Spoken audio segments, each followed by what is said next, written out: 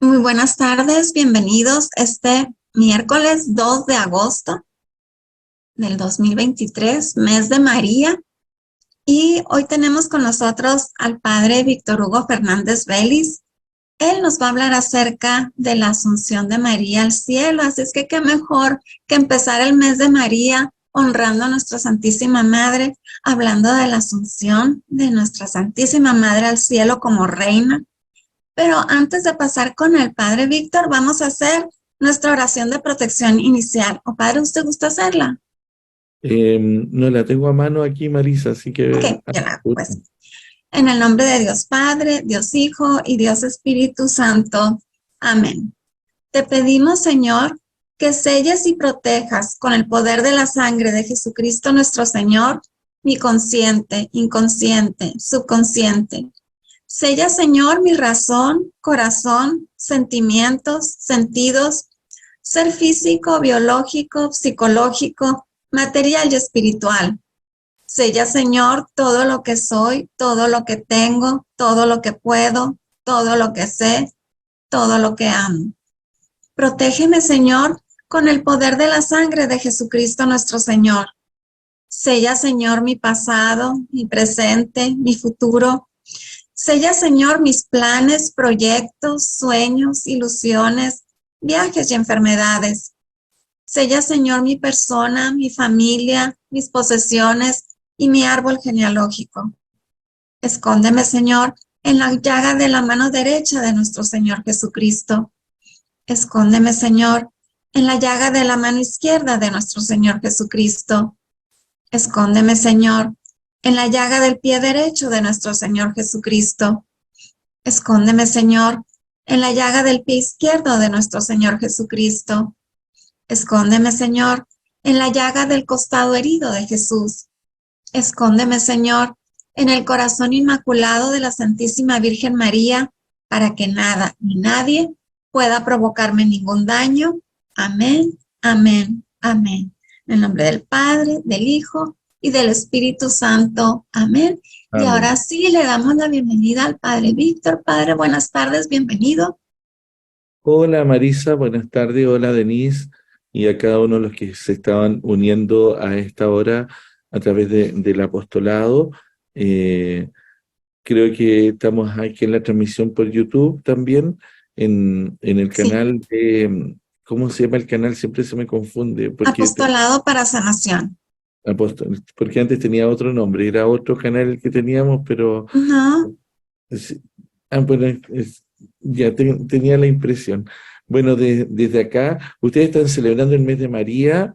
Nosotros acá en Chile lo celebramos en el mes de noviembre porque es el mes de las flores y además que el mes de María aquí en Chile se celebra del 8 de noviembre hasta el 8 de diciembre como una preparación a la fiesta de la Purísima, a la fiesta de la Inmaculada Concepción. Entonces, hoy día me han pedido que pueda también dar una reflexión, un tema también en torno a la figura de María en la Asunción, una fiesta que vamos a celebrar el próximo 15 de agosto y que queremos meditar en torno a este dogma. Voy a, para ello, compartir un PowerPoint que he preparado para esta reunión. Voy a compartir la pantalla. Eh, entonces, espérame un poquito. Tengo, eh, voy a tener que...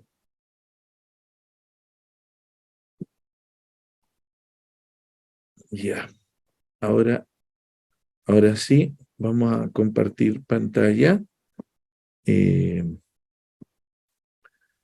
con este dogma de la Asunción. Eh, Creo que lo primero que tenemos que mirar en torno a que cuando vamos a hablar de la Virgen, estamos hablando de la Madre de Jesús que nos acompaña y que está siempre en nuestra vida, y que cuando hablamos de la Asunción, estamos hablando de un dogma de fe en la cual nosotros profesamos que María fue llevada al cielo en cuerpo y alma. Vamos a partir en el esquema que preparé la presentación, vamos a mirar un poco la presencia de María en la historia de la salvación, brevemente. Luego vamos a hablar de la evolución del dogma mariano, porque la Asunción es el último dogma aprobado, digamos, o más bien dicho, el último dogma que ha sido promulgado por la Iglesia, pero que está unida a toda la mariología, a todo el desarrollo teológico en torno a la figura de María, desde los comienzos de la Iglesia, en la reflexión unida, siempre en la reflexión cristológica, porque no se puede separar a María de Cristo. Y entonces, en ese sentido, vamos a ir avanzando en nuestro encuentro. Entonces, lo primero, como a modo de introducción, esto de María en la historia de la salvación y la evolución del dogma, porque cuando nosotros vemos la historia, porque el dogma es algo que va creciendo y nace a partir de la revelación, a partir de la tradición de la Iglesia, de la reflexión teológica, es cuando van creciendo las verdades de fe. Y de hecho, la Iglesia está siempre en esta reflexión en torno a la figura de la Virgen María y su misión en la historia de la salvación, que como sabemos está presente tanto en los textos del Nuevo Testamento, basta recordar algunos textos clásicos, la Anunciación, la visita de María a Isabel, el nacimiento de Jesús, María en las bodas de Caná, María al pie de la cruz. Encontramos varios textos bíblicos que nos hablan de ella. De hecho, el texto más antiguo es un texto que está tomado en San Pablo, en la carta a los Gálatas, en el capítulo 4, versículo 4, que dice que al llegar la plenitud de los tiempos, Dios envió a su Hijo, nacido de mujer, nacido bajo la ley, para rescatar a los que estaban bajo la ley. Y es el primer texto mariano porque elude justamente al misterio de la encarnación y el misterio de Jesucristo hecho hombre. Ahora, a lo largo de la historia del Nuevo Testamento vamos a encontrar, como decía, algunos pasajes bíblicos que no me voy a detener en ello ahora, pero que nos van hablando de esta presencia de María como aquella llamada por el Señor, elegida por Él, para cumplir una misión, ser la madre del Verbo de Dios, el Verbo que se hizo carne y que ha puesto su morada en medio de nosotros. Posteriormente, después de los textos de la Sagrada Escritura, tenemos los primeros símbolos apostólicos de la fe que hablan justamente de la encarnación y todo el tema que va a venir posteriormente con los concilios, los primeros concilios, como aparece aquí el concilio de Constantinopla, el concilio de Éfeso, de Calcedonia, que van profundizando en el misterio de Cristo, y al profundizar en el misterio de Cristo se va descubriendo también el misterio de María desde el momento de la encarnación. De hecho, el primer dogma, como lo vamos a ver más adelante, es el dogma de la maternidad divina, donde María es reconocida como Madre de Dios, que eso ocurre en Éfeso, en el concilio de Éfeso, en el 431, a causa de algunas herejías que habían surgido en torno a la persona de Jesucristo, que dudaban de que en el fondo estas dos naturalezas, humana y divina, estuvieran ahí en unidad, sin separación, como lo va a decir Calcedonia posteriormente, sin división, y que al mismo tiempo constituyen al único Señor. Pero en el fondo, si uno se pone a pensar, toda la reflexión en torno a la figura de María está siempre unida a la reflexión cristológica, a la reflexión en torno a la figura de Jesús. De hecho, hay un texto más moderno, Lumen Gentium, esa LG significa Lumen Gentium, que es la constitución dogmática de la Iglesia, que se escribió en el Concilio Vaticano II, entre los años 63 al 65, que duró el concilio, y donde dice que María es participante de la obra de salvación y quien reúne y refleja todas las verdades de la fe. Esto lo dice justamente en la última parte, en la última sección de Lumen Gentium, que está dedicada especialmente a la figura de la Virgen María como madre también de la Iglesia y como imagen de la Iglesia. De hecho, como dice ahí, la maternidad de María se basa ante todo en el testimonio virginal que se produce en la encarnación, porque lo que es central siempre es el tema de la maternidad divina, o sea, que María es madre de Dios y que en ella se reflejan todas las gracias, porque como lo anuncia el Evangelio, es la madre del Señor, la madre del Salvador, aquella eh, que en el fondo ha acogido en su carne el verbo y ella es llena de gracia porque el Señor la ha preparado para este momento eh, y que va en el fondo siendo esta pedagoga también que nos quiere enseñar el Evangelio porque ella es la primera que acoge la buena noticia en su vida, acoge al mismo Jesucristo. Y entonces el Vaticano II hace una nueva lectura en torno a la figura de María y la pone como Madre de Dios, inserta en el misterio de Cristo y de la Iglesia, porque ella también es Madre de la Iglesia, ya que es Madre de Cristo y Cristo es la cabeza de la Iglesia y nosotros somos su cuerpo.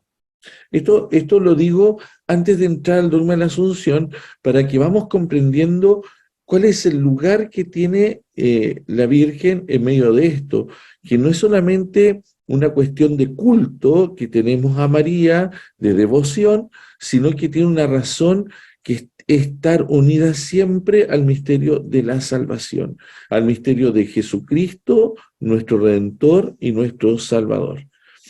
Ahora, continuando en ese sentido, toda la mariología o el desarrollo, más bien dicho, de la reflexión en torno a la figura de María, está en atención, como decía, a Cristo y este rol que ella tiene justamente porque todos los privilegios que ella va a tener son en visión a Cristo el Señor y con mirada a la redención, preservar el pecado, redimida de su concepción. Todos esos privilegios que recibe la Virgen son porque ella es la mujer que ha sido elegida, llamada por el Padre para que cumpla esta misión de ser madre, madre de Cristo. De hecho, en la maternidad divina, que es el primer dogma y es el nuclear, de ahí vienen todos los otros, porque en el fondo, en torno a la reflexión de lo que significa que ella se ha dedicado por 100% al cuidado de Jesucristo, que se asocia de un modo nuevo a Jesús, al Redentor, que acoge la palabra del Hijo, que siempre va a hacer la voluntad de Dios del Padre y que es su hija predilecta y todo lo que significa ser templo del Espíritu Santo que ha habitado en ella y que la ha fecundado, esté en esta unidad de que ella en esta unión con Jesús acompaña también a todos los discípulos de Cristo. Es más, en Pentecostés la vamos a encontrar animando a los apóstoles en la espera, como decía, del don del Espíritu, como dice uno de los prefacios de la misa. Allí ella animó a los apóstoles para que se produjera aquella efusión del Espíritu, para que todos llenos del Espíritu Santo pudieran ser sus testigos valientes, pero ella estuvo ahí también al comienzo de la comunidad eclesial. Por eso la reconocemos también como madre de toda la iglesia. Ahora, desde la mirada de la iglesia, María aparece como un miembro singular, porque ella es una criatura. Esto es importante. A veces podemos también perder de vista que María es mujer, una mujer que participa de nuestra humanidad, tan humana como cualquiera de nosotros, pero que tiene esta supereminencia de la gracia en ella, de tal manera que ella se vuelve figura también de toda la iglesia y que en ella se desarrolla, como dice aquí en esta diapositiva, la fe, la esperanza y la caridad de un modo admirable, esas virtudes que nosotros recibimos en el bautismo y que se vuelve intercesora y que al mismo tiempo es la imagen, como dicen, escatológica y primicia de la iglesia a la cual tiende la vida cristiana, porque cuando hablemos del dogma de la Asunción, estamos hablando de que María ya vive por adelantado lo que nosotros esperamos un día también participar en la gloria del cielo. Pero por eso hablamos de esta imagen escatológica, porque la asunción nos hace levantar la mirada hacia lo alto para que nosotros podamos también percibir que donde está María, allí un día también nosotros estaremos y que ella por una gracia que ya la vamos a ver, ella ya participa de esta plenitud, ¿ya? Y que tendemos hacia allá. Ahora, para poder entender todo el tema del desarrollo mariológico, el desarrollo de la comprensión de María, tenemos que mirarla también en la tradición de la Iglesia y cómo va evolucionando, como dice el dogma mariano. Y, y lo primero que hay que decir que todo el misterio de María está revelado. ¿Qué significa este revelado? Que está manifestado y está de un modo implícito y explícito en la Sagrada Escritura y también en la evolución de la reflexión que es progresiva a partir de lo que nos van narrando los textos bíblicos. Y de hecho aquí encontramos que en el siglo segundo los primeros padres de la Iglesia recalcaban este paralelo entre Eva y María, así como Adán y Cristo, Eva y María, así como y también María y la Iglesia y todo lo que significaba. ¿Y por qué? Porque para los padres de la Iglesia, así como Eva había extendido su mano, como dices, funesta al árbol del bien y del mal, y había comido el fruto, María, en su obediencia al Padre, había traído la salvación. Y en ese sentido está unido al misterio de Cristo, que es el nuevo Adán, como lo plantea el apóstol Pablo. Por lo tanto, ella se vuelve la nueva Eva, y que viene justamente a redimir a la vieja Eva, que había sido la desobediente, y ella con su obediencia está siempre redimiendo a esta humanidad.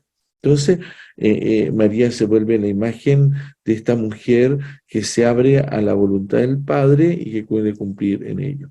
En los primeros padres de la Iglesia, este paralelismo entre Eva y María es bien potente. De hecho, hay varias homilías que hablan de esto, varias reflexiones de este primer siglo. Algunas las tiene San Ireneo de León en los libros que él va a escribir y que allí manifiesta justamente esta imagen de Cristo y María en paralelo, redimiendo a Eva y a Adán. Ahora, el siglo tercero se concluye la reflexión de la virginidad de María antes, durante y después del parto, porque siempre se pensó y siempre se creyó, de hecho, el concilio de Letrán, que va a ser posteriormente, va a definir el dogma de la virginidad perpetua, antes, durante y después del parto, y dirá que, hablando de la virginidad, es como la luz que atraviesa un ventanal, pues sin romperlo, pero esa luz la traspasa a través de una ventana. Así María ha sido Madre Redentor porque ha concebido a su Hijo en virginidad, lo dio a luz y sin perder la virginidad, después del parto permanece siempre virgen. Ahora, este dogma de la virginidad perpetua apunta también a esta pureza interior, a la pureza del corazón, a la pureza de la vida, no solamente como una cuestión física, sino también como una cuestión también de ella consagrada plenamente al Señor y guardando en toda su vida ahí junto al Señor. Ahora, en el siglo IV se decreta el dogma de la maternidad divina de María, que en el fondo le da a Cristo, no, ella no le da la divinidad, pero que en ella se unen las dos naturalezas de Jesús, humana y divina, y que en el fondo había surgido por una herejía, que era la herejía de Nestorio, que ponía en justa posición estas dos naturalezas y que decía que María era madre de Cristo, pero no María no era madre del verbo, sino que ella era solamente del Cristo hombre. Pero aquí es donde hacen todo un análisis en este dogma, que no voy a entrar porque esto es para el dogma de la maternidad divina, y donde se dice que la naturaleza humana de Jesús, la naturaleza divina de Jesús, en el fondo se unen en el vientre de María, y por eso ella es verdadera Madre de Dios, no porque le dé la divinidad, sino porque en verdad en ella se han unido estas dos realidades, humana y divina. Ahora, en el siglo V se van especificando algunas verdades en torno al tema del pecado y la glorificación después de la muerte. De hecho, en adelante, en el siglo V comienzan a surgir algunas fiestas marianas, como el de la Asunción, y que en el fondo van planteándose qué pasa con María, después de qué ocurrió con ella, si ella no tenía pecado, concebía su pecado, si ella fue la madre del Señor, y empiezan a celebrarse algunas fiestas en la iglesia. Ahora, en esta evolución del dogma mariano se distinguen dos momentos que me parece importante, que una son los que llamamos los dogmas antiguos, que en torno a la maternidad divina y la virginidad perpetua de María, y que están en clara relación con Cristo y la maduración de la fe en torno a lo que se ha revelado el Señor, lo que estaba diciendo. Y hay dos dogmas modernos que son, ¿y por qué hablamos dogmas antiguos? Porque estos dos dogmas quedan en el fondo, uno, en el concilio de Éfeso, en el 411, y luego el concilio de la Leteranense, que no me recuerdo la fecha exacta, de la Virginidad Perpetua, versus los dos dogmas modernos, que son el de la Inmaculada Concepción y el de la Asunción, porque estos se llaman modernos porque la reflexión está en torno ya no a Cristo, sino a la antropología cristiana y sobre el origen y el destino del hombre. Y en ese sentido, desde la revelación de la Iglesia, con María se encuentra en camino frente a la crisis de la modernidad que estaba viviéndose. El dogma de la Inmaculada, como lo vamos a ver en un momentito más, hace relación a responder frente al pesimismo que se cernía sobre la humanidad, y el de la Asunción también viene a levantar la mirada después de una guerra que se ha vivido, después de ciertas cosas que se vivieron históricamente. Ahora, el dogma de la Inmaculada responde a una nueva concepción también de lo que significa el hombre y la mujer en esta historia.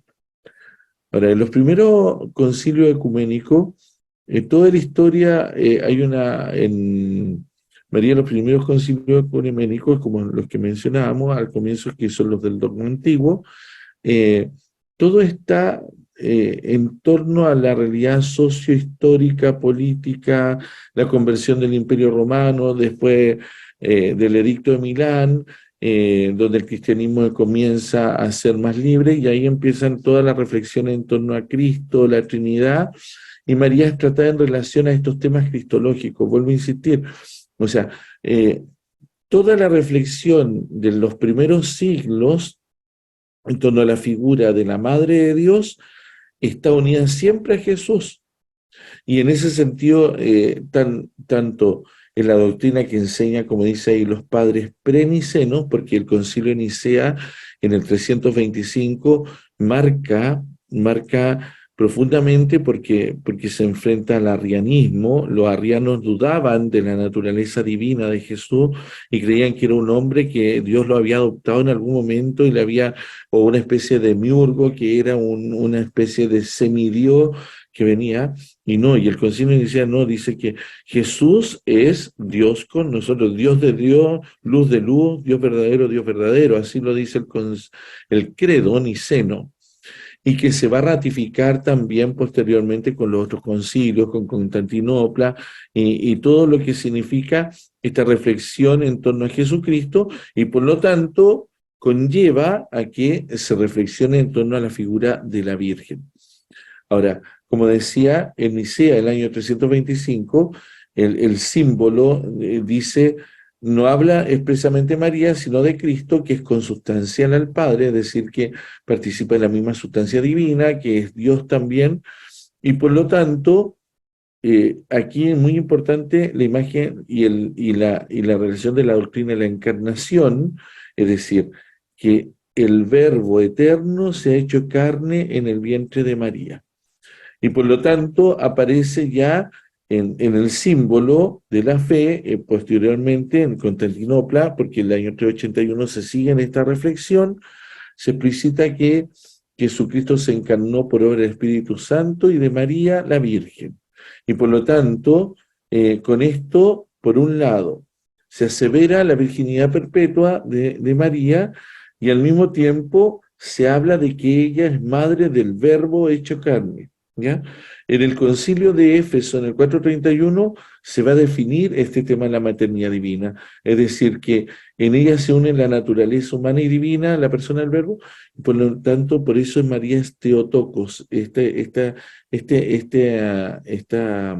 palabra significa madre de Dios, está en griego, es la Theotokos, la madre del Señor, la madre.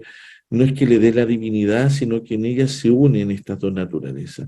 Y posteriormente Calcedonia, que en el 451, estos concilios, eh, se, se especifica cómo se da esta unión de estas dos naturalezas, y María, por lo tanto, es madre de la persona del Verbo, en verdad, en todo su sentido.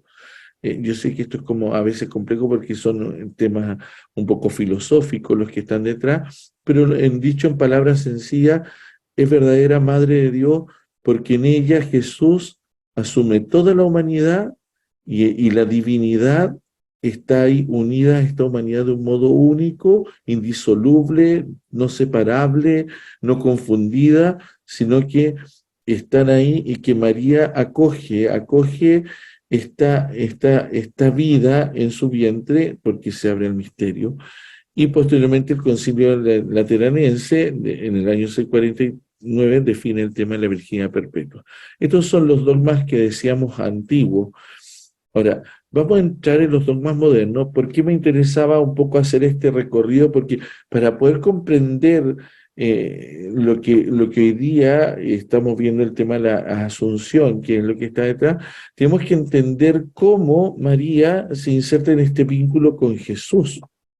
Ahora, estos dogmas, el dogma de la Inmaculada y de la Asunción de María, tienen, como dice, un claro acento antropológico porque buscan mostrar esta nueva realidad del hombre, eh, y que cómo colabora el hombre con la gracia, porque también nosotros participamos de una u otra manera en este plan de Dios, también tenemos decisiones, y así como tenemos a María, que esta verdad revelada a través y transmitida por la tradición, a través de la liturgia, la Iglesia comienza a responder también planteamientos en torno a las nuevas antropologías que surgen primero de la Reforma Protestante y las corrientes filosóficas que son posteriores al Renacimiento.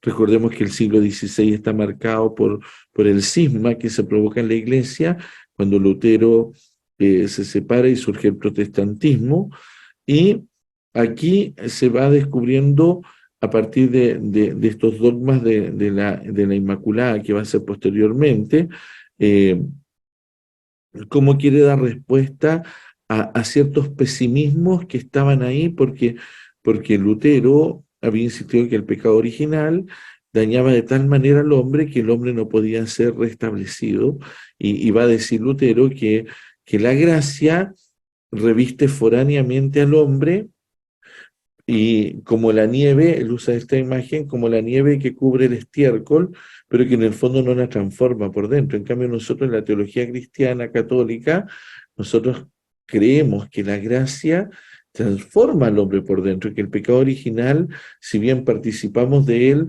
porque somos parte de la naturaleza humana, este pecado original nos ha dañado, pero no nos ha destruido, y el Señor puede restituir, y la gracia ya no es foránea, sino que la gracia actúa desde adentro del hombre y transforma desde adentro y nos da esta santidad que Dios nos ofrece a través del bautismo, donde allí recibimos esto. Y la Inmaculada Concepción nos vuelve a recordar el triunfo de la gracia por sobre el pecado. Ahora, algunos factores, como decíamos, y como estaba recién explicando, había una necesidad de glorificar a Dios que realiza su obra en las criaturas, y por lo tanto no era para responder a herejías como en los primeros siglos, en los dogmas antiguos, sino para recordar que la criatura participa de una u otra manera de la gracia a nosotros, y María es esta criatura más perfecta que el Señor ha puesto, y que todo el sentido de la fe ha hecho reconocerla a ella en la liturgia, en la palabra, donde hay fundamentos bíblicos, donde nosotros la reconocemos también revestida de muchas gracias. Ahora, en ese sentido, eh, quiere responder también a algunas desviaciones en torno a la concepción del hombre y la redención, con la reforma, que ya lo explicaba, con este pesimismo en torno a la criatura, y al mismo tiempo esta imagen del cuerpo como que vuelve a surgir esta suerte de dualidad, y que en el fondo no habla de esta unión de alma y cuerpo, frente al pesimismo de como en el fondo teniendo estos neoplatonismos que surgieron también en algún momento, donde el cuerpo es la cárcel del alma, y en el fondo se vuelve a reivindicar que somos un todo, la persona humana, con la asunción, y por eso es que se dice que subió en cuerpo y alma al cielo, porque toda la persona es la que sube frente al Señor.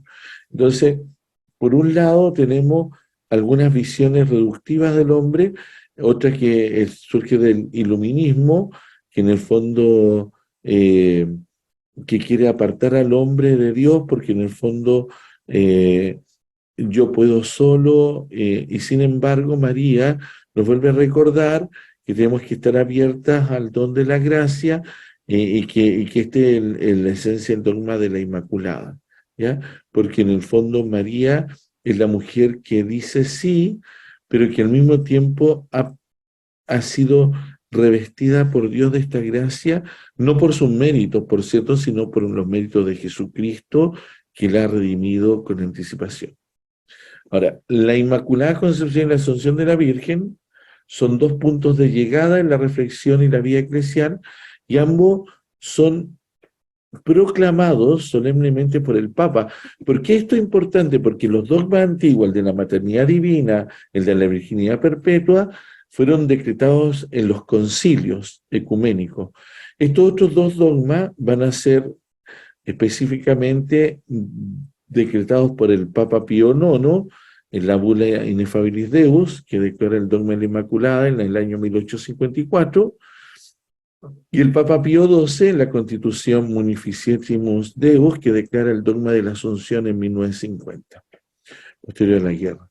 Y hacen también un sentido a la nueva reflexión y la espiritualidad de la Iglesia, y también al mismo tiempo esta comprensión de crecer en una espiritualidad mariana también mucho más madura, así como acercándonos a ella como modelo, como imagen, como aquella que no está gozando de la plenitud de la gracia, a la cual somos llamados, ella que ha sido revestida de esta gracia de la Inmaculada para que nosotros también luchemos contra el pecado, y que el pecado nunca tiene la última palabra.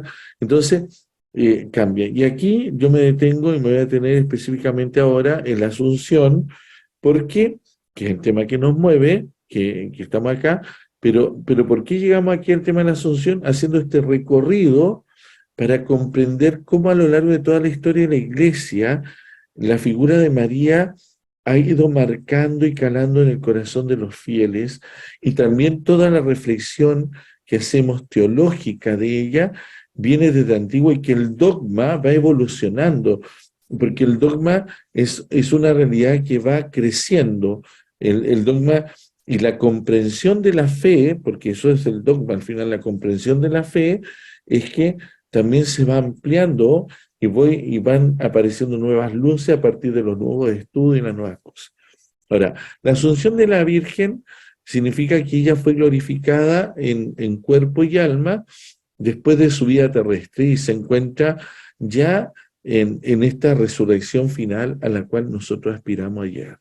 Porque eso es la asunción. Y es fruto de un proceso de vivencia y reflexión creyente y que tiene que ver desde el inicio con todo lo que María ha significado en la historia de la salvación. Y en ese sentido, en este plan de salvación que se inserta la Virgen Santísima, María, es porque ella, al ser madre de Cristo, al ser madre de Dios, también está asociada siempre a su Hijo amado. Nunca podemos entender a María sin Jesús, o sea, de hecho el mismo San Bernardo dice a Jesús por María, pero nunca se aparta María de Jesús porque María es una criatura excelente, maravillosa, esta mujer del sí, pero que siempre está de cara a Jesús, y de hecho ella va a insistir en el Evangelio, por ejemplo, en la boda de Caná, hagan siempre lo que les diga, hagan todo lo que les diga. O sea, María es la que está detrás, porque el que tiene que resplandecer es Jesucristo el Señor. Y en ese sentido, eh, el apoyo del dogma en la Escritura, sobre todo el dogma en la Asunción, porque tenemos que mirarlo en un contexto mucho más amplio para poder comprender de dónde entendemos que viene esta revelación. Acuérdense que la revelación tiene dos fuentes, por un lado la Sagrada Escritura y por otro lado la tradición de la Iglesia, y que es el depósito de la fe. Entonces, hay algunos que dicen que el fundamento de la Asunción está dado en Apocalipsis 12, versículo 1, que es esta imagen de la mujer vestida de sol, con la luna a sus pies y coronada de 12 estrellas. Otros hablan de Génesis 3:15, que es cuando Dios le dice a Eva, ahí después que han comido en el paraíso del árbol que les prohibió, le dice a ella, pero uno de tu linaje te aplastará la cabeza, le dice a la serpiente, cuando por haber hecho esta seducción a Eva, entonces le dice, y a ti te aplastará la cabeza de uno de su linaje, de esta mujer de Eva. Son argumentos que son un poco débiles para fundamentar el tema de la Asunción, pero que se pueden entender también, pero no basta con esto. Y de hecho, Pío XII, cuando saca la Constitución Apostólica, argumenta con un método mixto que es no solo bíblico, sino también de lo que ha ido recogiendo la tradición. Y de hecho, en el siglo segundo, como se consignó y lo decíamos al comienzo, esta imagen de María nueva Eva y Cristo nuevo Adán en la lucha contra el diablo, así como entonces Cristo ya está glorificado, María también tiene que estar glorificada. Esta como una suerte de consecuencia, porque en ellos también no ha habido pecado y por lo tanto no pueden conocer la muerte, sino que participan ya de la gloria. También está todo el tema de Génesis 15 en esta lucha de la descendencia de Eva y sobre la serpiente y que tendría relación con Cristo que vence el mal, la muerte, y esta es la victoria total que atestigua Romanos 5 al 6, donde habla justamente del misterio de Cristo como nuevo Adán, que ha vencido y que Él ha triunfado sobre el demonio.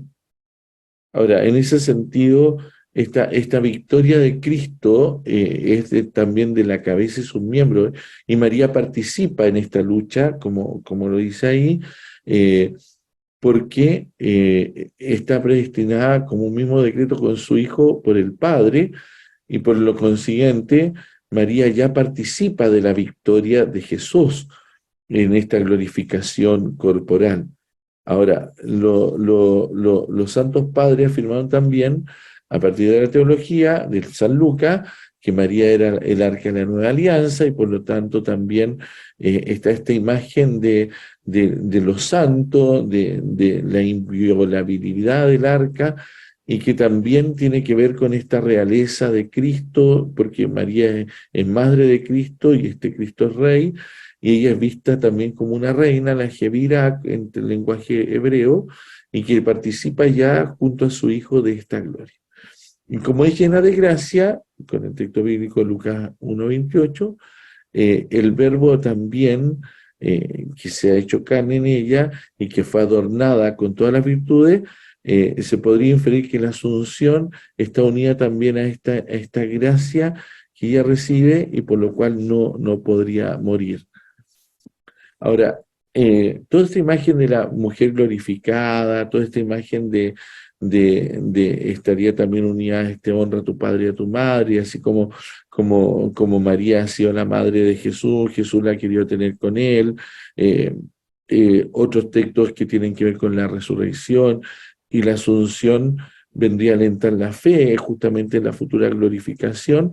Todo esto, todas estas reflexiones son las que llevan a la declaración dogmática y al mismo tiempo, en esta tradición, tenemos también algunos textos apócrifos del siglo IV donde hablan del tránsito de la Virgen, de esta concepción de que fue llevada al cielo, que al llegar, y también está San Epifanio, que habla de esta glorificación corporal. O sea, hay muchas cosas que van ocurriendo a lo largo de los siglos y se recogen, por ejemplo, en el siglo VI, las primeras fiestas que se hablan de la dormición en Jerusalén, porque ya vamos a ver que cuando se decreta el dogma, se une la tradición oriental con la tradición occidental, y en el siglo VII se introduce la fiesta de la Asunción en Roma. En Oriente también están los testimonios de los padres que hablan también de esta glorificación del alma y el cuerpo de María. En la Edad Media son los teólogos que siguen dándole vuelta a esto, como San Alberto Magno, Santo Tomás, y en el Vaticano I ya los padres pidieron la definición del dogma, pero por las circunstancias que se vivieron en ese concilio que no se pudo terminar, no se pudo decretar, y después de una gran consulta que hace Pío XII, que manifiesta la unanimidad del pueblo cristiano, es que define entonces el 1 de noviembre de 1950 el dogma de la Asunción en esta Munificentissimus Deus, que es la constitución o el decreto dogmático que se da.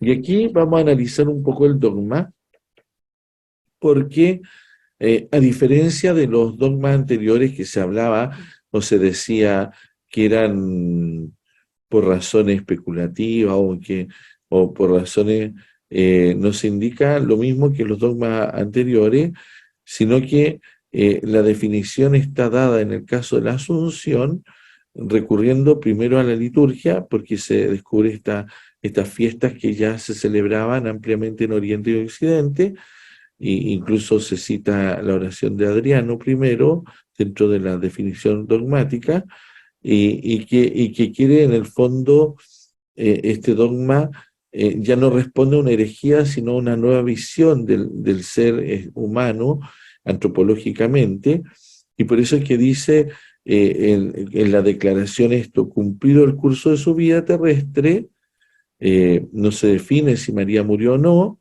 dirá, la Virgen fue llevada al cielo en cuerpo y alma.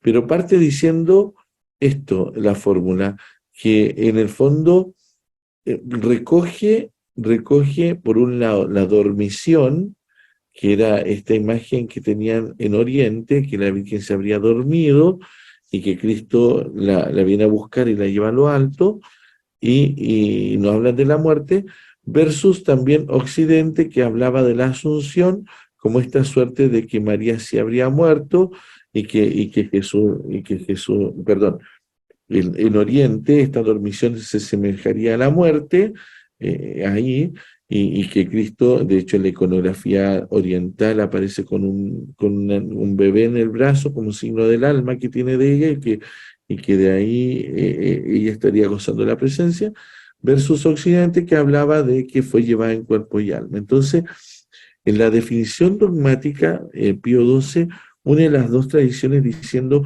cuando se cumplió el curso de su vida terrenal, María fue llevada al cielo en cuerpo y alma, y que en el fondo ella ha traspasado en el fondo el tema de la muerte.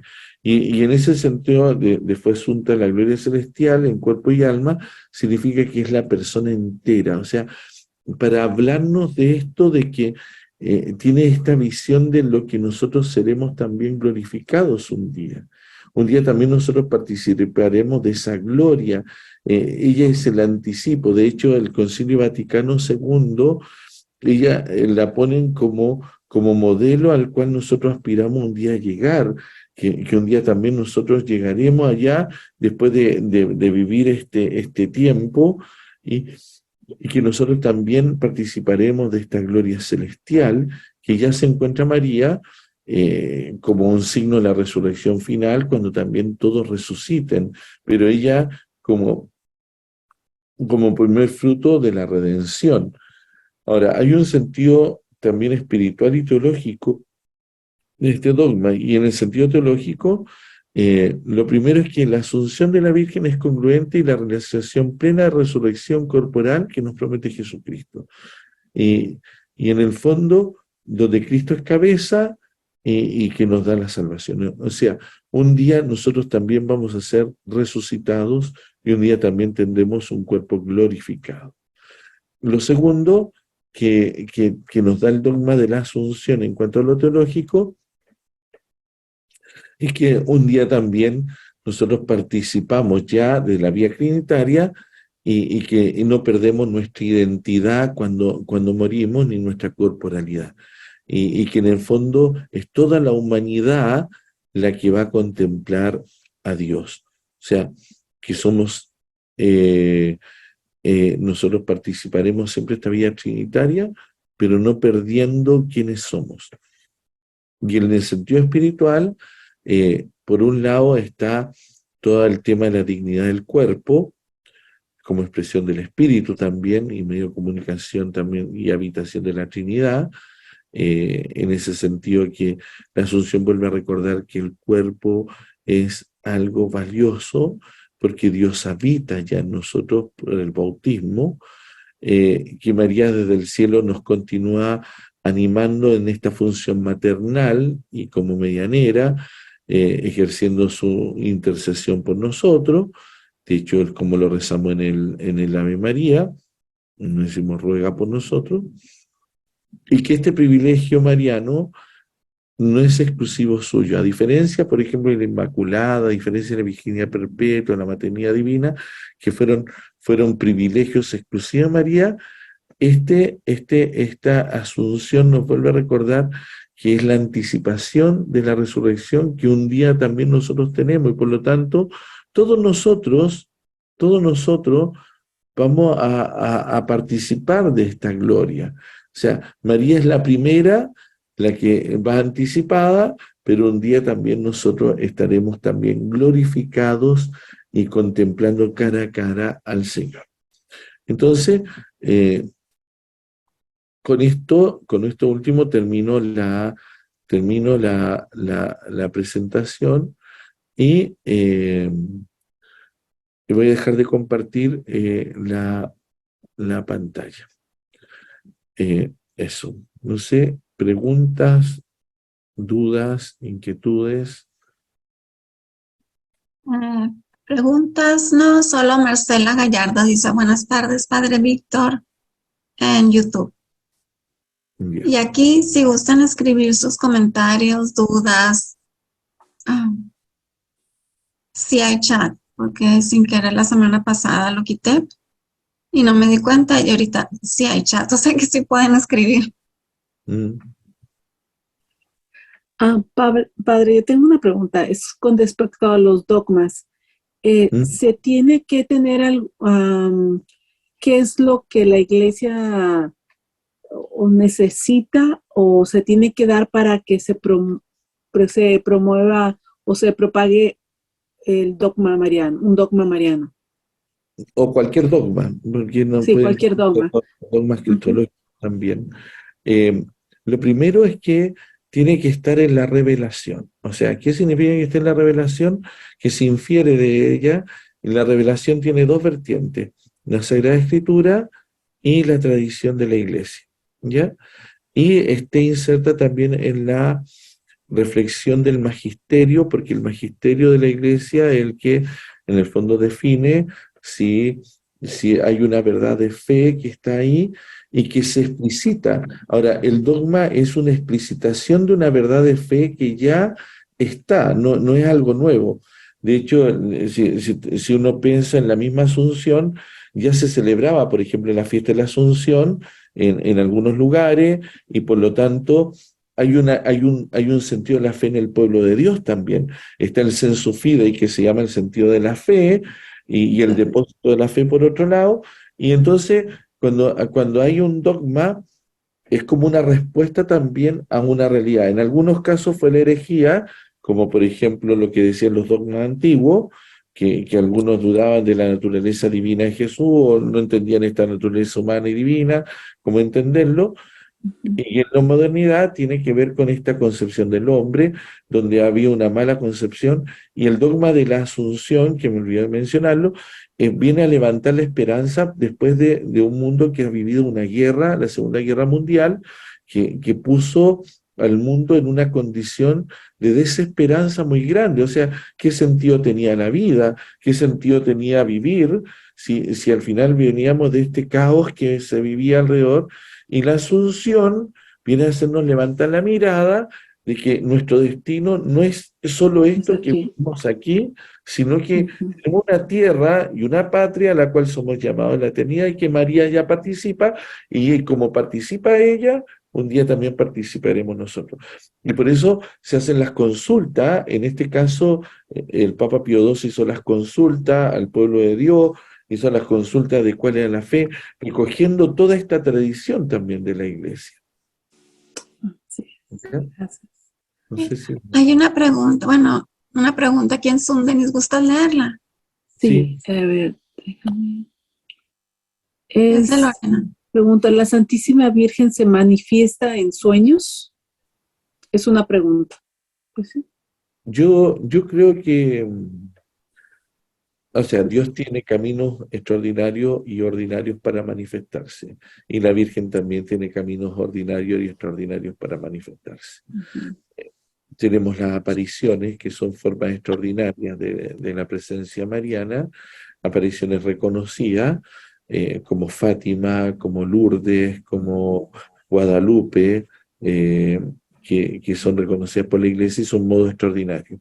Ahora, pueden haber revelaciones particulares a las personas que también el Señor puede hacerlo, y puede hacerlo también a través de los sueños, a través de alguna visión particular que ha tenido, y que son para fortalecer en la fe a alguna persona, y como son revelaciones particulares, no es para ser creídas por todos. Yo lo puedo creer o no lo puedo creer, ¿ya? En eso, la revelación universal es la que está dada y se cerró con la muerte del último apóstol, pero las revelaciones particulares son eso, po, revelaciones que el Señor le ha dado a algunas personas para animar en la fe a otras, y puede creerlos todos o no. Lo que yo no puedo dudar es, por ejemplo, lo que dice la Sagrada Escritura, eso es para ser creído por todos, lo que enseña la tradición de la Iglesia, eso está ahí. No sé si logro explicarme. ¿Sí? Sí, padre. Perfecto. ¿Alguna otra pregunta, algún otro comentario que gusten compartir? Parece que no, padre, parece que todo está muy claro. No sé si usted tenga algo más que agregar. ¿Hay alguien que está? ¿Quién es en la Biblia? Sí, ¿quiénes en la Biblia ascendieron al cielo en cuerpo y alma? ¿Y en qué cita está? ¿Es María Corredentora? Ya, a ver, el único que hacen, a ver, hay una tradición en el Antiguo Testamento que se dice que Elías fue llevado en un carro de fuego al cielo. Eso está en el libro, en el primer libro de los Reyes, en la historia de Elías, el profeta, y que con el que es el padre del profetismo, en el fondo es considerado el padre del profetismo, y que deja Eliseo posteriormente. Eso está en el primer libro de los Reyes, te digo, quiero la cita porque aquí tengo el libro de los reyes, que es posteriormente a cuando Elías sube al Horeb, y entonces, primer libro de reyes, aquí lo tengo. No, perdón, el segundo libro de los reyes. En el segundo libro de los reyes, en el capítulo 2, está que Elías arrebatado al cielo, que dice que fue llevado al cielo en un carro de fuego y que desapareció ante la mirada. No se puede hablar de una ascensión ni una asunción ahí, sino que lo que está detrás es que este hombre en el fondo vivió de tal manera que es un justo, porque el cielo se abrió solo después de la resurrección de Jesús. Recordemos que la tradición dice, y lo que enseña la Escritura, es que después de la caída del hombre, el pecado original, se cerró el cielo, y de hecho los justos esperaban en el Sheol, el lugar de los muertos, y con Jesús, después de la resurrección, se abren las puertas del cielo, después que Él ascendió. Hablamos de ascensión, y aquí voy a hacer una distinción entre ascensión y asunción. Ascensión significa que Jesús subió por sí mismo al cielo. Asunción, la única que ha sido asunta es María, y que es llevada al cielo, llevada por un otro, no por ella misma. Entonces, en ese sentido, claro, en la Escritura aparece este arrebato de Elías, que a veces es visto como suerte de ascensión, pero lo que está detrás es que este hombre es un profeta que ha sido consumido de tal manera y que va a volver como una imagen también de Juan Bautista, como una profecía que será el mismo, ¿ya? Pero el único que ha ascendido es Cristo, y la que ha sido asunta es María. Ok. Déjame ver si hay alguna otra pregunta. No, no hay otra pregunta ni en YouTube, ni aquí. Entonces, no sé si Ahora, quieras decir algo para concluir o... sí, yo diría que en todo este tema de la asunción de la Virgen a los cielos, lo más importante es que desde allí ella intercede por nosotros. Esta realidad de esta imagen de María glorificada, pero glorificada para animar a los hermanos, porque ella, como dice el Concilio Vaticano II, es verdadera hermana nuestra, que participa ya de esta gloria que un día nosotros esperamos alcanzar, y que nos anima en este camino creyente, con su testimonio de fe, de esperanza y de caridad, porque María es una mujer creyente, porque creyó esto que le dice Isabel: feliz de ti porque has creído lo que Dios te ha concedido. O sea, ella porque cree. O sea, uno podría pensar, ¿y por qué Jesús la llevó al cielo? Ya, porque era su mamá, ya, perfecto. Pero solo porque era su mamá, porque también es ella modelo de fe, y porque ella también esperó y confió en el Señor, porque siempre fue abierta a la voluntad del Padre, y esta voluntad del Padre la llevó hasta la cruz también. Y aunque, como dice, hay un texto, dice, así como Jesús en la cruz estaba padeciendo, María padecía con él. El sufrimiento de la pasión de Jesús la vivió también María, en una pasión moral, silenciosa, la espada que atravesó su corazón, que le anuncia a Simeón: a ti te atravesará una espada, le dice, porque es tenido. Entonces, y también esto de que como nació sin pecado, como está diciendo María Teresa, fue concebida sin pecado original, claro, se deduce que no podía conocer la muerte, porque la muerte vino por el pecado, como dice la Escritura, pero María es llevada al cielo, pero participa de esta gloria. Ahora, no sabemos si murió o no se murió, porque eso no lo dice la declaración. Incluso en Oriente no se habla de que murió, se habla de la dormición. La dormición, y que Jesús está ahí, y la asunción. Entonces, pero que sí ha sido glorificada y que participa ya de esa resurrección total y que un día esperamos nosotros también alcanzar.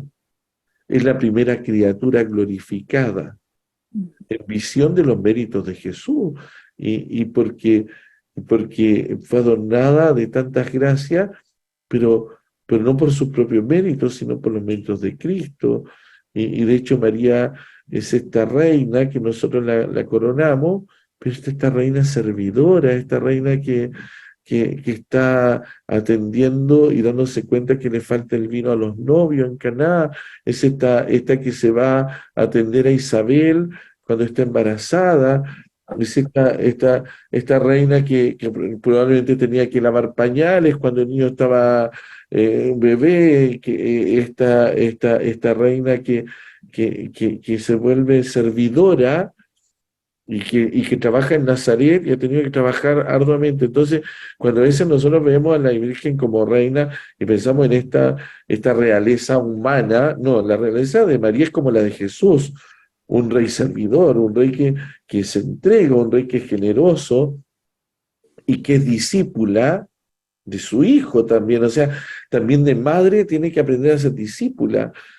Hay un texto bíblico que siempre me lo imagino, pero y me imagino, ¿se recuerdan ese texto cuando hay una mujer que le dice a Jesús, feliz el vientre que te llevó y dichosos los pechos que te amamantaron? Y yo me imagino, y siempre he pensado que María estaba con Jesús cerca, pensaba, y la Virgen a lo mejor tenía que pensar, así como se ponen las mamás cuando le hablan de sus hijos, de sus hijas, de lo que han hecho y todo, o que al hijo le dice, oye, tu mamá, ¿cómo habrá sido? Y que hoy se formó tan bien, o no sé qué, no sé cuánto, y como que... Y Jesús de repente dice, no, dichosos más bien los que escuchan la palabra y la ponen en práctica. Entonces, claro, en la mirada humana, uno podría decir, es que Jesús no reconoce a María, sí la está reconociendo, pero ella no es dichosa por haberlo amamantado ni por haberlo concebido, sino que es dichosa primero porque en ella se abrió al misterio de la palabra. Ella confió en esta palabra que le daba el Padre a través del ángel. Y por eso es dichosos los que escuchan la palabra y la ponen en práctica porque ella es la mujer que se abrió a esta palabra sin tener todo tan claro, sino que movida en la fe. O sea, si uno piensa en la anunciación, cuando Dios le dice a través del ángel que va a ser madre y que de esto y lo otro, y ella pregunta, pero ¿cómo va a ser esto? Y le dice, el Espíritu va a venir sobre ti y todo, y le narra todo. Yo no creo que lo haya entendido todo al tiro.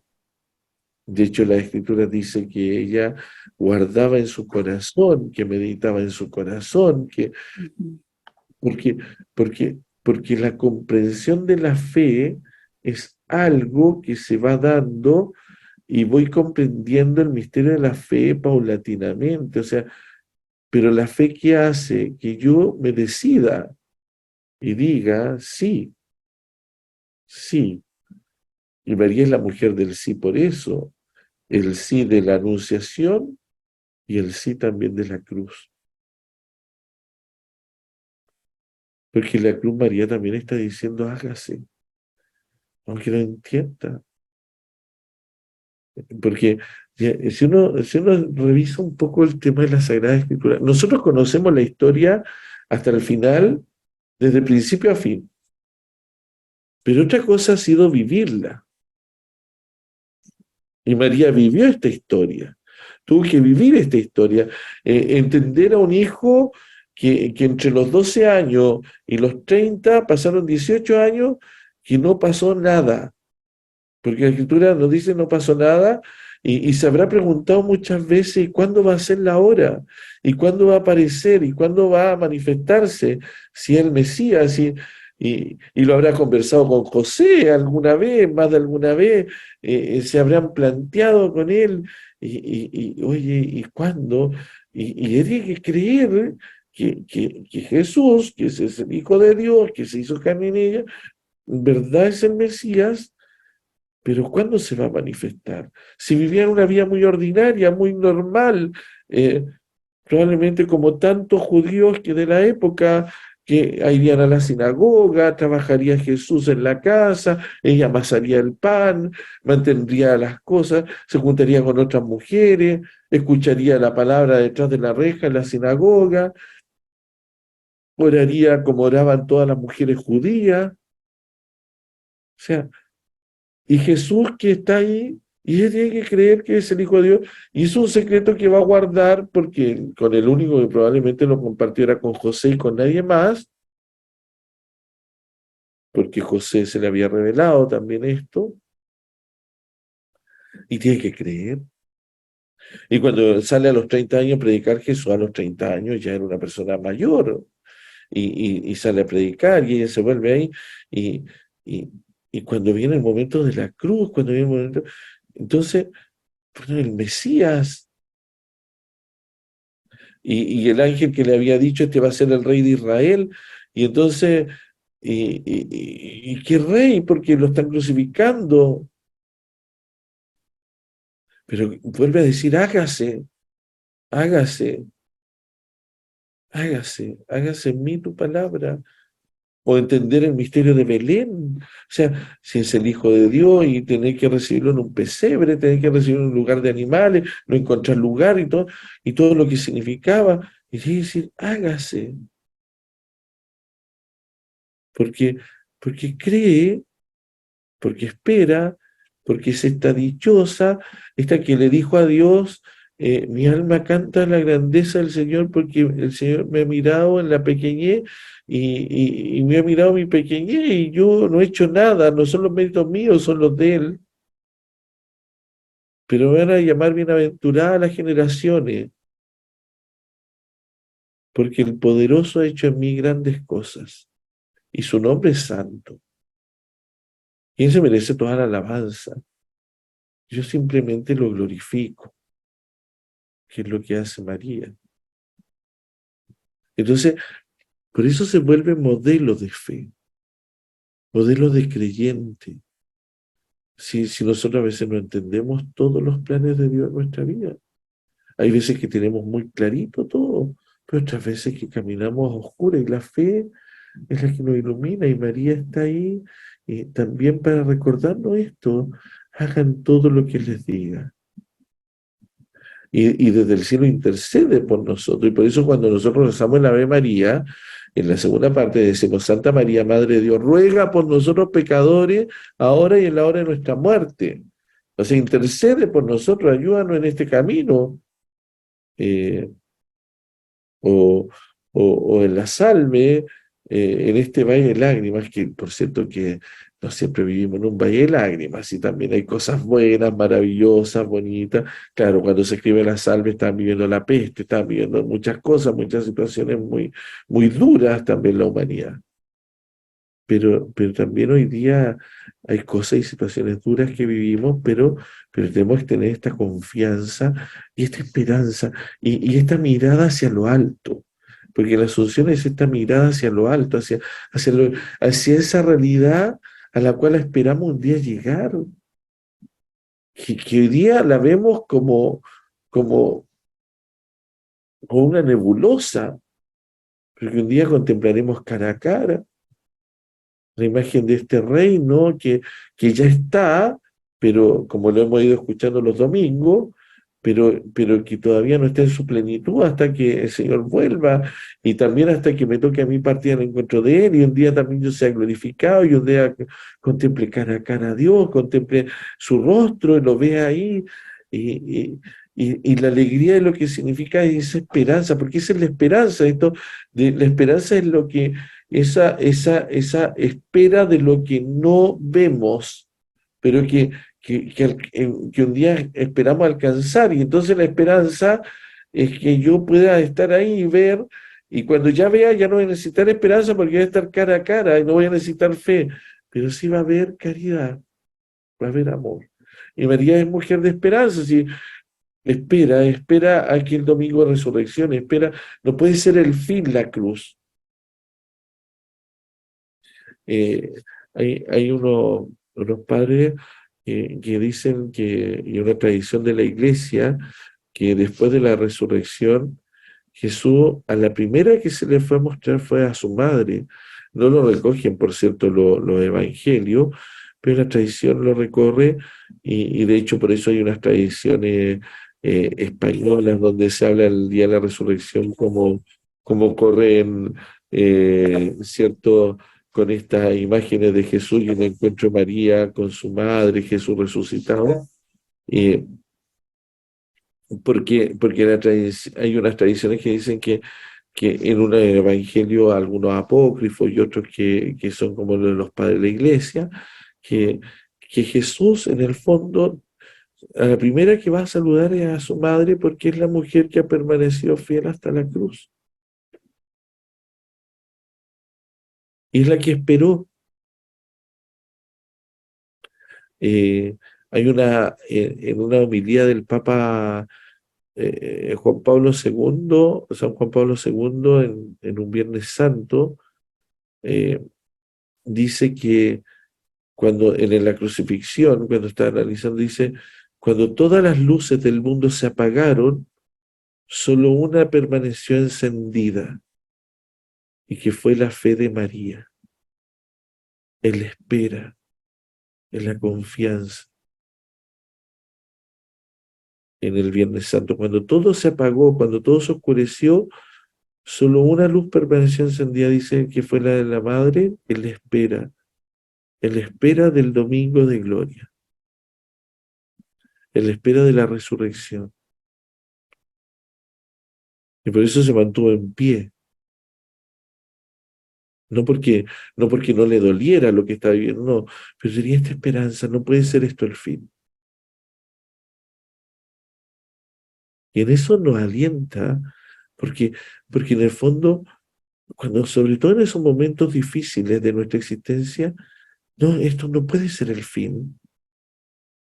Y no confiar. Y María me enseña en la fe a esto, a confiar, a esperar. Es una mujer creyente, es una mujer que nos anima, una mujer que está ahí, es una madre que acoge con la ternura de un niño, y por eso cuando los niños, uno le habla a la Virgen y la muestra como mamá, hay una ternura que tienen los niños desde pequeños. Entonces, desde pequeño aprendimos a querer a la Virgen porque es la mamá, po, la mamá de Dios y la mamá nuestra. Y está esa ternura, porque ¿quién no se enternece de ver a una mujer con una guagua, un bebé? ¿Ya? Porque la palabra guagua es un término muy chileno, digamos, un bebé.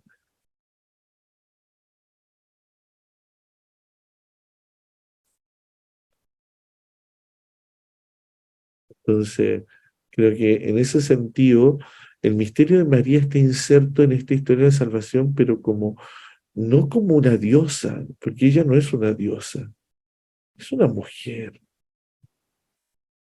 ciertamente extraordinaria en cuanto a que, extraordinaria en cuanto a que vivió en esta sintonía de amor con el Padre, con el Hijo y con el Espíritu Santo.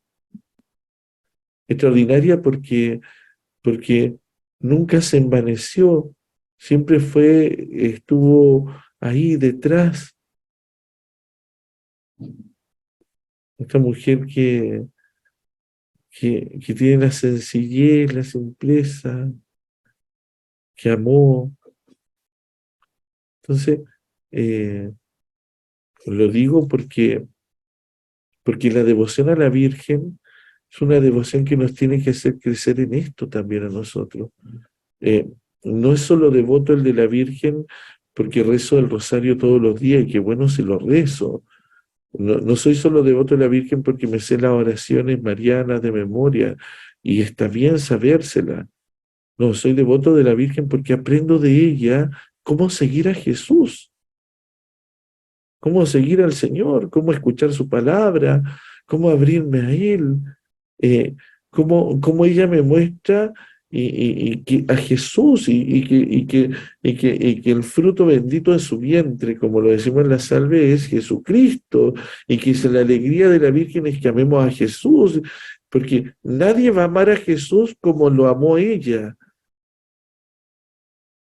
porque, porque es su mamá. O sea, las que son mamás, a lo mejor están aquí, o los que somos hijos, no hay nadie que nos quiera más que nuestra mamá. Y aunque seamos feos, aunque seamos no sé qué, para nuestra mamá somos los más lindos. Eh, Ninguna mamá tiene un hijo feo, aunque puede ser un mono uno, pero y nadie nos va a amar como nuestra mamá. Y a Jesús nadie va a amarlo más que María, porque lo llevó, lo estuvo, lo acogió, o sea, y ella nos enseña a amar a Jesús. Eso. Sí, hay otro comentario de la misma persona, María Teresa. ¿Lo gustas leer, Denise? Sí, déjame comentarlo. Dice María Teresa, ¿en qué documento se encuentra la información sobre el encuentro de Jesús con María después de la resurrección? Ah, no, eso tienen que buscarlo en el Evangelio apócrifo, no, el Evangelio de Santo Tomás. Hay un Evangelio de María que se llama Evangelio de María, y también hay un libro que se escribió posteriormente, no lo tengo aquí a mano, que también se llama el Evangelio de María, que ahí aparecen también escenas. Hay algunas que uno puede creerlas o no, esto no está revelado, no está en la revelación, sino por eso digo son escritos posteriores, pero se infiere que en el fondo Jesús se atrevió a encontrar con María, y porque no aparece ninguna escena de él con ella en la resurrección, porque la primera comunidad entendió siempre que no era necesario ponerla, porque se sacaba como conclusión, digamos, de esto. Eh, entonces, y María siempre ocupó un lugar importante en la comunidad. De hecho, por eso lo Hechos de los Apóstoles, aparece ella al comienzo, y que los apóstoles perseveran en la oración junto a algunas mujeres, y entre ellas María, la Madre del Señor. O sea, los apóstoles también acogieron a María al interior de la comunidad. O sea, tuvo un lugar importante en cuanto a ser la Madre del Señor, pero un lugar importante que no era un lugar de honor, sino un lugar en cuanto a lo que significaba ella al interior de la comunidad, como creyente, como orante, como mujer oferente. Padre, cuando usted dice que cuando vayamos al cielo, con el favor de Dios, que vamos a estar ahí con María, vamos a estar como ella, pero sabe que yo creo que yo no me siento como que voy a estar al mismo nivel que ella, yo me siento muy por debajo de ella. Ah, sí, no, pero yo lo quedo, bueno, en el cielo no sabemos cómo va a estar, si va a haber más arriba, más abajo, pero sí, Bastante más abajo. pero porque eso no, el cielo es plenitud, Ujú. vamos a estar plenos, y como vamos a estar plenos, va a dar lo mismo donde estemos, porque vamos a estar tan plenos que va a dar lo mismo. Y, y, y, y, y esa plenitud es una gracia que recibiremos. Ujú. María recibió esta gracia, si tampoco es por su mérito, es una gracia. El cielo es una gracia para nosotros, es un don, un regalo. Lo que nosotros tenemos que hacer es perseverar, y tratar de perseverar en la fe día a día. O sea, no es que hay una imagen así como que casi yo me tengo que ganar el cielo. No, si el cielo ya lo abrió el Padre para mí. Yo lo que tengo que hacer es tratar de perseverar en el amor en el día a día. Si el cielo ya está abierto para mí, está abierto para todos nosotros. Se abrió el día que Jesús resucitó, y se abrieron los cielos para que todos podamos llegar allá. Pero en este llegar allá, tampoco lo pensemos como esta cosa tan ardua. Que tengo que casi mortificarme todos los días. No, es amando, porque acuérdense que, como dice San Juan de la Cruz, Al atardecer te examinarán en el amor. Y claro, y todos vamos a presentarnos delante, todos vamos a ver a Dios en un momento, al Señor. Y allí nos presentaremos con lo que llevamos, con esta maleta, la única maleta que llevamos, que es lo que hemos amado en esta vida y cómo hemos perseverado. Ahora, ¿qué pasará después? Si voy a ir al cielo, ir al infierno, al purgatorio, yo no tengo idea, porque eso depende. Pero yo, ¿qué es lo que quiero perseverar? Yo quiero llegar al cielo. El padre Ghislaine Roy, una vez estábamos en un encuentro de sacerdote, entonces dice, bueno, y todos vamos a llegar al cielo, y habíamos varios curas, y me incluyo en los que estábamos, y dijimos, uy, ojalá. Entonces dijo Ghislaine, yo quiero llegar al cielo, ¿y ustedes no quieren llegar al cielo? Claro que sí. Entonces, claro, y ahí déjeme decir, bueno, entonces, nunca diga ojalá, no, yo quiero llegar al cielo, quiero estar ahí junto al Señor, quiero estar junto a Él, y voy a aprovechar todos los medios que tenga, de rezar, de hacer el bien, y bueno, y en mi anhelo tiene que estar ese deseo, ese deseo. Y María, yo pienso, qué alegría ha tenido que ser para ella después de encontrarse nuevamente con Jesús cara a cara. Pues sí, a su hijo amado. Que un día nos encontraremos también nosotros con los que han partido antes que nosotros. O sea, nuestra esperanza también. Por eso el dogma de la Asunción es más que simplemente hablar de algo que le pasó a María, es el anticipo y la esperanza de lo que nosotros también participaremos.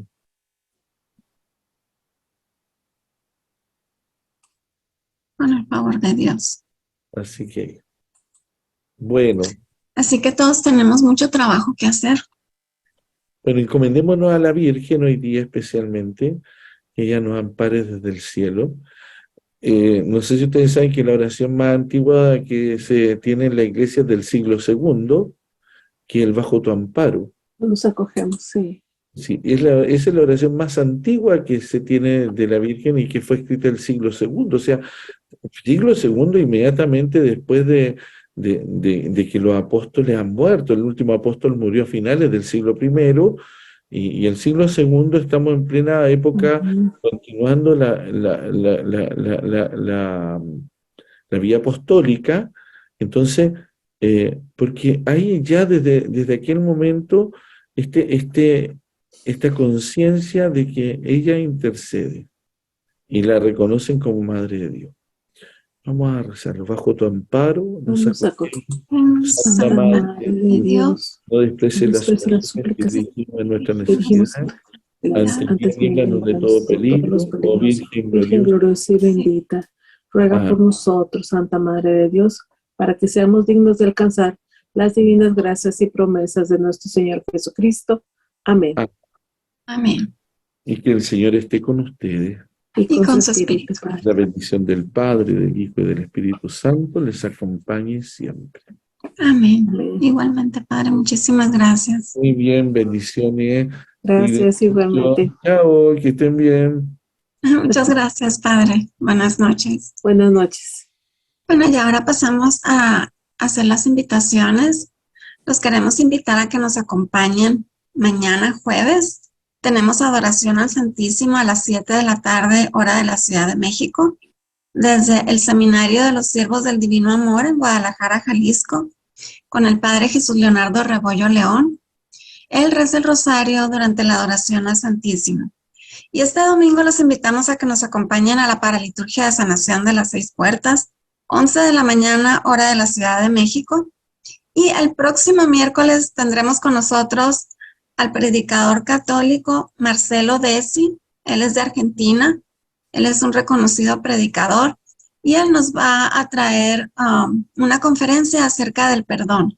El perdón a uno mismo, el perdón a Dios, el perdón psicológico, el perdón y que Dios ponga un corazón de perdón en nosotros. Bueno, esperamos a que nos acompañen en todos los eventos y muchísimas gracias por haber estado hoy con nosotros. Que pasen una muy bendecida noche. Muchas gracias. Gracias a todos. Bendiciones.